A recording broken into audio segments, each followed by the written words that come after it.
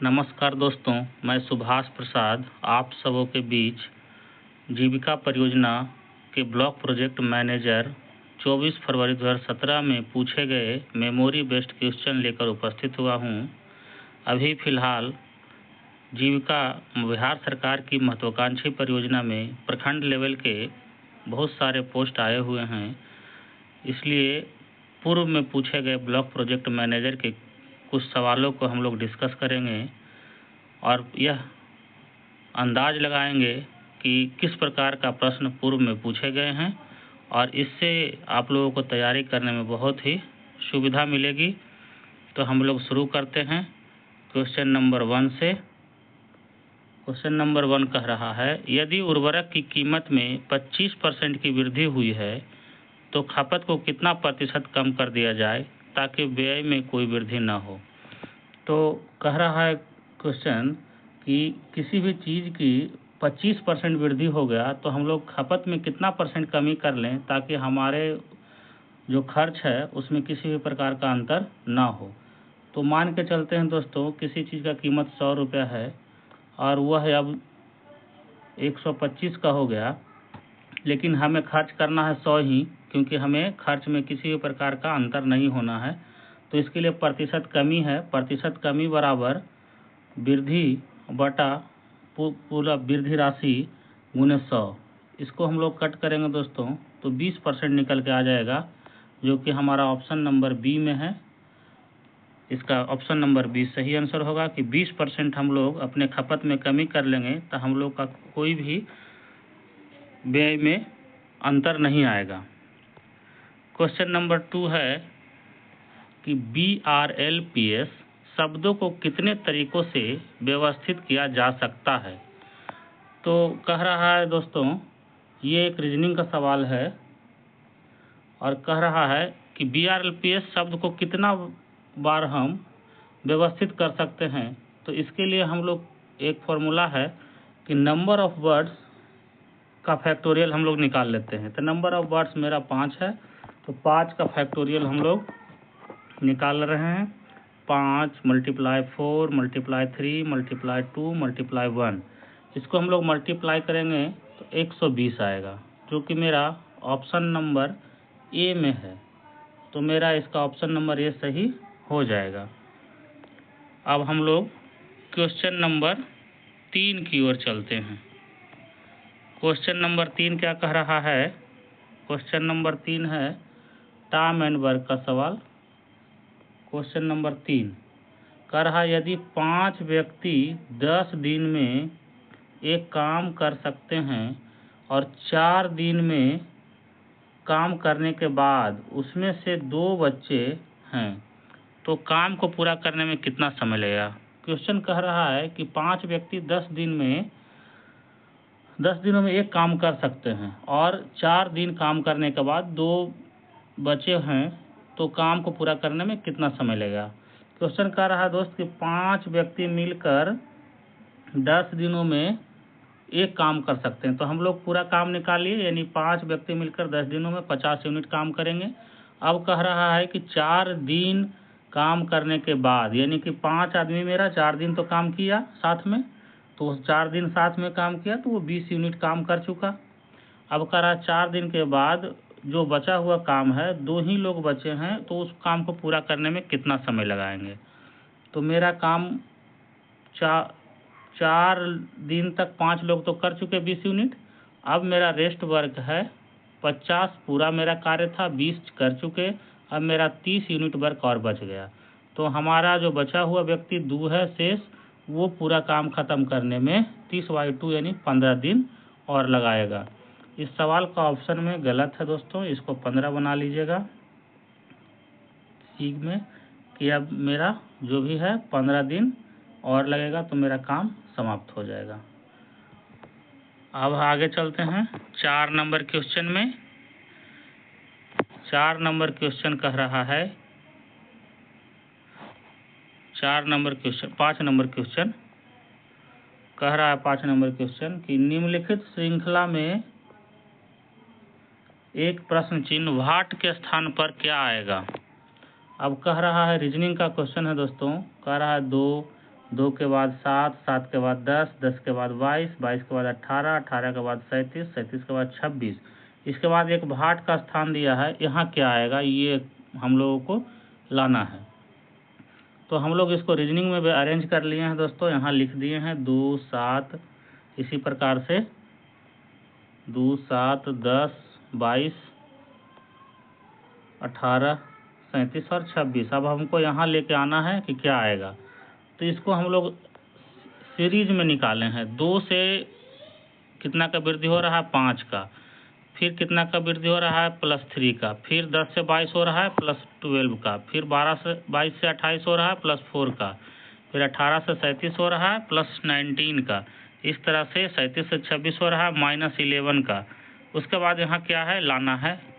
तो इस पहला सीरीज से हम लोगों को कुछ समझ में नहीं आ रहा है, क्योंकि +5, +3, +12, -4, +19, -11 कब वृद्धि हो रहा है पता नहीं चल रहा सीरीज की कैसे पैटर्न है। लेकिन उसके जस्ट नीचे हम लोग देखते हैं दोस्तों एक पैरेलल करके, तो यहाँ +5 है, यहाँ +5 है, तो यहाँ +12 है, यानी कि +7 का अंतर हो रहा है। उसी तरह से यहाँ फिर +19 है, यानी फिर यहाँ 7 का अंतर हुआ, +7 हुआ, फिर 19 के बाद मेरा सीरीज यही निकालना था कि यहाँ क्या आएगा, तो +7 करेंगे 26 आ जाएगा। अब 26 और यहाँ 26 ये दोनों ऐड होगा तो यहाँ 52 हो जाएगा दोस्तों, यहाँ 52 होगा मेरा, यही हमको लाना था। तो मेरा ऑप्शन नंबर ए में 52 है, जो कि ऑप्शन नंबर 1 सही हो जाएगा, इसका ऑप्शन नंबर 1 सही हो जाएगा। अब आगे चलते हैं। 6 नंबर क्वेश्चन कंप्यूटर से है, कह रहा है कि CD-ROM और CD-RW में क्या अंतर है। अब इसमें सबसे पहले हम लोग दोस्तों देखिए, जीविका में सबसे ज़्यादा फुल फॉर्म से संबंधित क्वेश्चन आता है। अगर हम लोग का किसी भी प्रकार का फुल फॉर्म कंप्लीट है, ग्रामीण जीविका से रिलेटेड जितना तरह का फुल फॉर्म है, तो हम लोग बहुत आसानी से क्वेश्चन को हल कर सकते हैं। तो हम लोग पहले CD-ROM का फुल फॉर्म जानेंगे। CD-ROM का मतलब होता है compact disc read only memory. ये आप लोग नोट कर लेंगे कहीं और इसको लिखते जाएंगे, क्योंकि जीविका सबसे ज़्यादा फुल फॉर्म पे फोकस करती है और इसी प्रकार सवाल वो सबसे ज़्यादा देती है। CD-ROM है, CD-RW इसका मतलब होता है कॉम्पैक्ट डिस्क री राइटेबल। तो पहला ऑप्शन है इसमें कि CD-ROM एंड CD-RW से अधिक जानकारी रखता है, ये कोई एंगल से हमको सही नहीं लग रहा। फिर कहता है CD-ROM को लिखा जा सकता है और CD-ROM नहीं कर सकता है, हमको ये भी गलत लग रहा है। फिर क्वेश्चन सी ऑप्शन है, एक CD-RW लिखा जा सकता है लेकिन एक CD-ROM से ही पढ़ा जा सकता है, ये सही है दोस्तों, इसका ऑप्शन सी सही हो जाएगा। हम लोग आगे बढ़ते हैं अगला क्वेश्चन की तरफ। क्वेश्चन नंबर 7 है दोस्तों। 7 में कह रहा है कि कंप्यूटर में निम्नलिखित में से कौन सा घटक अल्पकालिक डेटा भंडारण के लिए उपयोग किया जाता है। मतलब कह रहा है कंप्यूटर में कौन सा कंपोनेंट कम समय के लिए डेटा को स्टोर करता है। तो इसका सही ऑप्शन हो जाएगा ए, रैम। इसका सही ऑप्शन रैम हो जाएगा। अगला 8 नंबर देखते हैं। निम्नलिखित में से आपको यह सुनिश्चित करने के लिए क्या करना चाहिए कि अक्सर देखे जाने वाली वेबसाइट आसानी से सुलभ हो। तो कह रहा है कि हम लोग ऐसा क्या करें जो हम लोग कंप्यूटर या वेब ब्राउज़र में सर्च करते हैं वो आसानी से बार बार हमको सर्च करने की आवश्यकता नहीं हो और आसानी से उपलब्ध हो। तो इसके लिए हम लोग उसका हम बुक मार्क कर लेते हैं, ताकि हम लोग को वेब ब्राउज़र पे जाकर बार बार उसको सर्च करने की आवश्यकता नहीं पड़ती है। आगे आ देते हैं 9 नंबर। MS वर्ड डॉक्यूमेंट में टेक्स्ट के पीछे एक पीला सा सेमी ट्रांसपेरेंट ग्राफिक्स ऑब्जेक्ट को निम्नलिखित में से किस रूप में जाना जाता है। कह रहा है कि MS वर्ड डॉक्यूमेंट में टेक्स्ट के पीछे एक पीला सा सेमी ट्रांसपेरेंट ग्राफिक्स ऑब्जेक्ट को निम्नलिखित में से किस रूप में जाना जाता है। तो हम लोग देखते हैं दोस्तों अक्सर कि कोई भी सर्टिफिकेट हो या सर्टिफिकेशन या उसमें एक वाटर मार्क के रूप में अंदर मौजूद होता है। तो इस ग्राफिक्स को हम लोग वाटर मार्क्स कहते हैं, जो ऑप्शन नंबर डी में है, ये मेरा सही है। अगला क्वेश्चन है 10 नंबर दोस्तों, MS एक्सेल में निम्नलिखित में से कौन सी कार्यक्षमता आपको सेल प्रारूपों को एक सेल से दूसरे में कॉपी करने की अनुमति देती है। तो इसके लिए हम लोग ऑप्शन ए में है दोस्तों फॉर्मेट प्रिंटर। हम लोग को फॉर्मेट प्रिंटर जो है एक सेल से दूसरे सेल में कॉपी करने की अनुमति देता है। क्वेश्चन नंबर 11 है, निम्नलिखित में से किसे एप्लीकेशन सॉफ्टवेयर के रूप में वर्गीकृत किया जा सकता है। ऑप्शन है एक में विंडोज, बी में है माइक्रोसॉफ्ट एक्सेल, सी में है विंडोज 10 और डी में है कंट्रोल पैनल।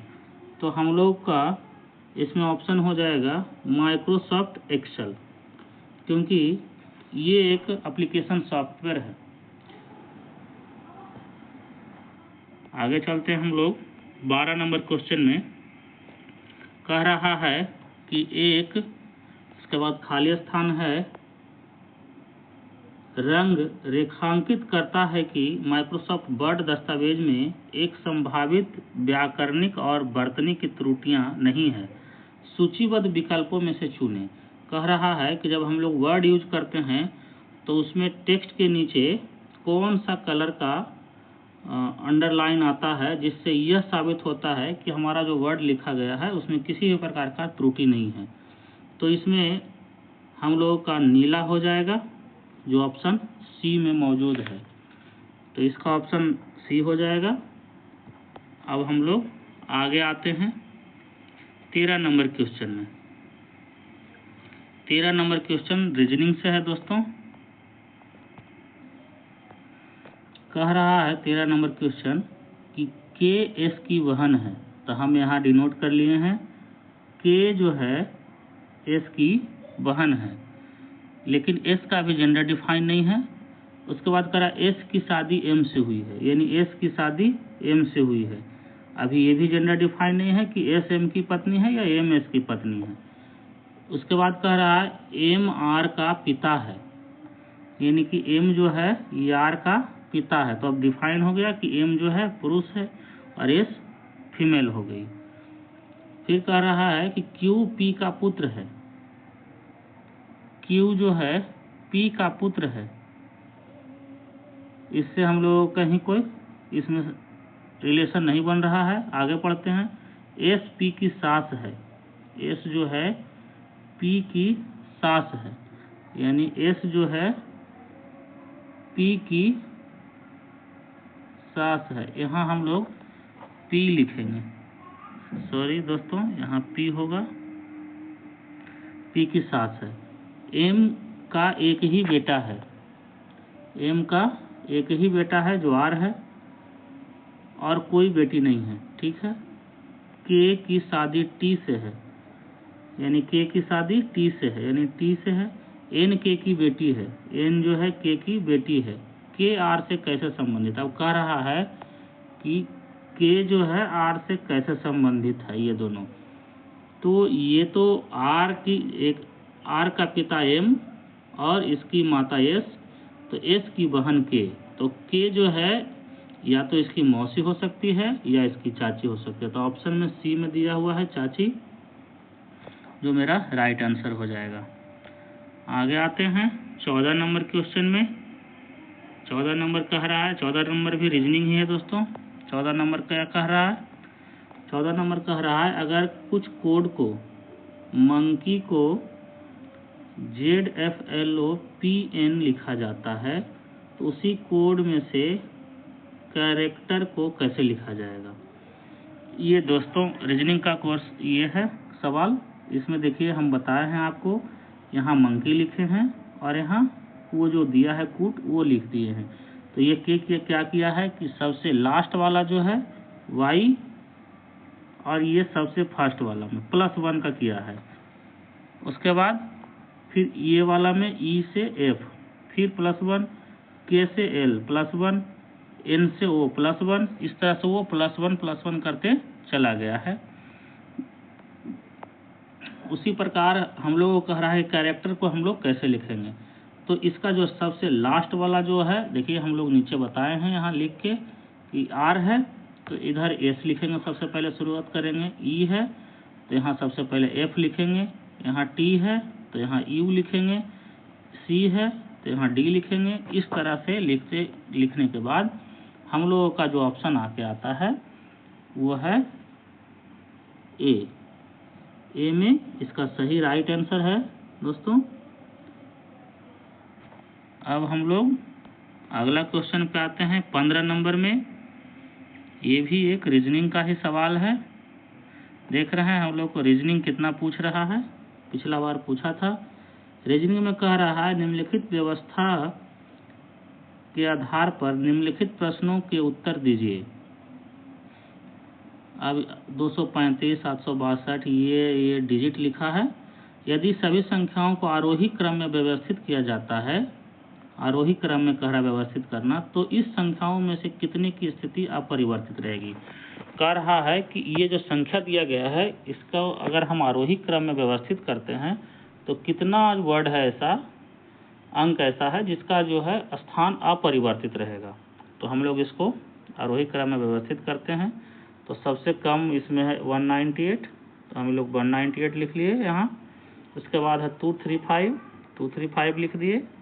फिर है 438, यहाँ 438 लिख दिए। 623 है, 623 लिख दिए। उसके बाद 762 है, 762 लिख दिए। लास्ट में है 911, जो 911 लिख दिए। तो हम लोगों का सभी का स्थान परिवर्तित हो गया, लेकिन ये लास्ट वाला 911 का स्थान परिवर्तित नहीं हुआ। तो हमारा ऑप्शन हो जाएगा इसमें से ऑप्शन एक नीचे, यानी कि सबसे नीचे वाला एक, यही मेरा सही ऑप्शन हो जाएगा, जो कि सही आंसर है। उसके बाद हम लोग अगला क्वेश्चन पे आते हैं, क्वेश्चन नंबर 16 में कह रहा है कि बिहार सरकार द्वारा शुरू की गई स्टूडेंट क्रेडिट कार्ड योजना पर लागू ब्याज दर क्या है। तो ये क्वेश्चन पुराना है दोस्तों। उस समय का आंसर इसका बेस रेट पर 2% है। क्वेश्चन आगे आते हैं 17 number. Bihar Kosi live flood recovery project BKFRP की आजीविका बहाली और संवर्धन घटक किस इकाई द्वारा बिहार में लागू किया जाता है। कह रहा है कि BKFRP यानी कि Bihar Kosi live flood recovery project की आजीविका बहाली और संवर्धन घटक किस इकाई द्वारा लागू किया जाता है। तो ये जो है दोस्तों जीविका के द्वारा लागू किया जाता है। इसका सही ऑप्शन सी हो जाएगा। उसके बाद हम लोग आते हैं 18 नंबर क्वेश्चन में। 18 नंबर क्वेश्चन कह रहा है कि राष्ट्रीय ग्रामीण आजीविका मिशन NRLM में किस केंद्रीय योजना का पुनर्गठन किया गया। कह रहा है कि NRLM में नीचे दिए गए किस केंद्रीय योजना को पुनर्गठन किया गया। तो इसमें ऑप्शन नंबर ए में है स्वर्ण जयंती ग्राम रोजगार योजना, बी में है ग्राम कार्यक्रम के लिए भोजन, सी में है प्रधानमंत्री रोजगार योजना, डी में है अंत्योदय योजना। तो इसका सही ऑप्शन हो जाएगा दोस्तों ए, ऑप्शन नंबर ए, स्वर्ण जयंती ग्राम स्वरोजगार योजना। आगे चलते हैं 19 नंबर में। कह रहा है कि 10 फरवरी 2017 को कैपाट के महानिदेशक कौन थे। कह रहा 10 फरवरी 2017 कैपाट के महानिदेशक कौन थे। तो इसका ऑप्शन हो जाएगा ए में है राकेश गांगुली, बी में है अरविंद कुमार चौधरी, सी में है रविशंकर प्रसाद और डी में है मदन लाल मीना। तो इसका सही ऑप्शन हो जाएगा डी, मदन लाल मीना। जो कि 10 फरवरी 2017 को कापाट के महानिदेशक थे। अब हम लोग आगे आते हैं क्वेश्चन नंबर 20 में।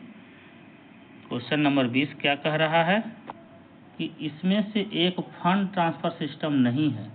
कह रहा नीचे दिया गया 4 ऑप्शन है जो एक फंड ट्रांसफर सिस्टम नहीं है। तो हम लोगों को दोस्तों अभी हम पहले भी आप लोगों को बताए थे कि जीविका में फुल फॉर्म बहुत ज़रूरी है आना, और फुल फॉर्म के आधार पर ही हम लोग 50% क्वेश्चन को बाइफरकेट कर सकते हैं और कंप्लीट कर सकते हैं। तो सबसे पहले हम लोग देखते हैं कि AEPS, ऑप्शन AEPS है ए नंबर में, इसका मतलब क्या होता है। तो AEPS का मतलब होता है आधार इनेबल्ड पेमेंट सिस्टम। तो ये एक हम लोगों का फंड ट्रांसफ़र सिस्टम है। फिर क्या है IMPS का फुल फॉर्म होता है इमीडिएट पेमेंट सिस्टम। IMPS का full form immediate payment system. उसके बाद यह NCPI का फुल फॉर्म होता है national payment corporation of India. फिर है RTGS का फुल फॉर्म तो सभी लोग जानते हैं, real time gross settlement.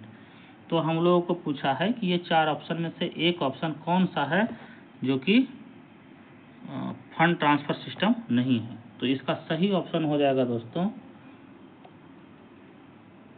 NCPI। हम लोग का NCPI एक ऐसा national payment corporation of India जो है फंड ट्रांसफ़र सिस्टम में से नहीं है। क्लियर है। इसका फुल फॉर्म यहाँ लिखा हुआ है, ये सब लिख लीजिएगा, ये बहुत काम आएगा आगे चल के, और इसी से हम लोगों का 2-4 क्वेश्चन अभी इसी सेट में सॉल्व हो सकता है। आगे चलते हैं। क्वेश्चन नंबर 21 कह रहा है कि IDFC बैंक ने हाल ही में दिसंबर 16 का सवाल है, उंगलियों के निशान का उपयोग करके डिजिटल भुगतान करने के लिए एक ऐप लॉन्च किया है। वह किस भुगतान प्रणाली का उपयोग करता है। कह रहा है कि IDFC बैंक जो है दिसंबर 16 में उंगलियों के निशान का उपयोग करके डिजिटल भुगतान करने का एक ऐप लॉन्च किया, वह किससे संबंधित है। ऑप्शन ए में है IMPS, बी में है AEPS, सी में है NEFT, डी में है RTGS। तो हम लोग इसका फुल फॉर्म जानेंगे तभी क्लियर हो पाएगा। अभी कुछ ही समय पहले हम बताए थे कि AEPS का होता आधार इनेबल्ड पेमेंट सिस्टम, जो कि हम लोग का हाथ से अंगूठा लगाकर पेमेंट निकालने का ये एक ऑप्शन लॉन्च हुआ है, जो कि इसका सही ऑप्शन है बी AEPS। उसके बाद क्वेश्चन नंबर 22 में आते हैं। क्वेश्चन नंबर 22 कह रहा है भारतीय रिजर्व बैंक RBI 31 मार्च 2016 की वार्षिक रिपोर्ट के अनुसार 500 और 1000 के विमुद्रीकृत मुद्रा बैंक नोट में कुल बैंक नोटों का कितना प्रतिशत था। ऑप्शन ए में 76%, बी में 86%, सी 96%, डी 66%।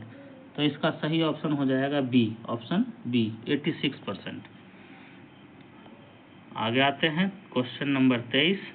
वर्ष 2022 तक 24 प्रमुख क्षेत्रों में कौशल विकास और उद्यमिता 2015 के लिए राष्ट्रीय नीति द्वारा प्रत्याशित कौशल अंतर पूर्वानुमान क्या है।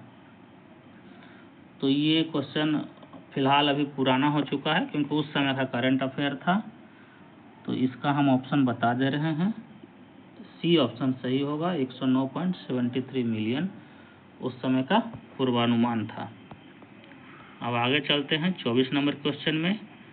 24 नंबर क्वेश्चन कह रहा है कि ग्रामीण क्षेत्रों में कितने प्रतिशत घरों में अभी भी आवास जनगणना रिपोर्ट 2011 के अनुसार पेयजल प्राप्त करने के लिए हैंडपंप या ट्यूबवेल का उपयोग किया जा रहा था। तो इसका प्रतिशत ऑप्शन में दिया हुआ है, ए में लगभग 70.6%, बी में है लगभग 61.6%, सी में लगभग 45.9%, डी है लगभग 51.9%, जो कि मेरा सही ऑप्शन होगा डी, लगभग 51.9%, जो कि जनगणना रिपोर्ट 2011 के अनुसार पेयजल के लिए हैंडपंप और ट्यूबवेल का उपयोग किया जा रहा था, 51.9%। आगे हम लोग चलते हैं क्वेश्चन नंबर 25 के तरफ।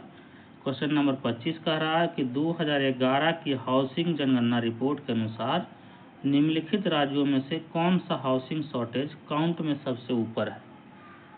कह रहा है 2011 की हाउसिंग जनगणना रिपोर्ट के अनुसार निम्नलिखित राज्यों में से कौन सा हाउसिंग शॉर्टेज काउंट में सबसे ऊपर है। तो ये है अरुणाचल प्रदेश।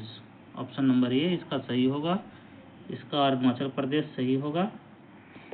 इसके बाद हम लोग आगे क्वेश्चन चलते हैं 26 नंबर पे। ये है ICDS योजना के तहत ICDS योजना के तहत लाभार्थियों में निम्नलिखित में से कौन शामिल है। अब ऑप्शन दिया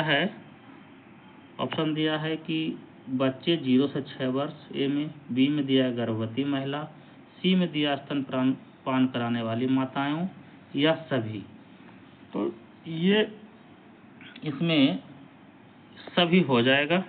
ऑप्शन डी इसका सभी ऑप्शन सही होगा, क्योंकि ये ICDS के तहत ये तीनों ऑप्शन 0 से 6 वर्ष के बच्चे, गर्भवती महिला, स्तनपान कराने वाली माताओं, ये तीनों ICDS के लाभार्थियों में आती है।